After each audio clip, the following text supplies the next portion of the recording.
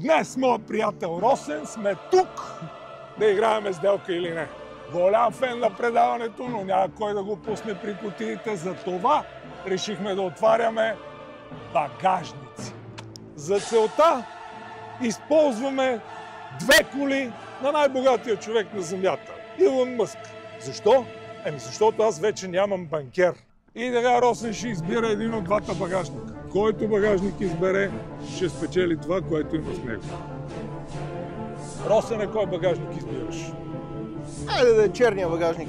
Сигурен ли си, че черния багажник е твоя багажник? Мисля, че черния багажник е моят окончателен избор. Добре, да видим какво е в черния багажник. А ако искате да знаете какво има в багажника на таксито, трябва да си изтеглите Такси Плюс от App Store или Google Play. Чакам ви!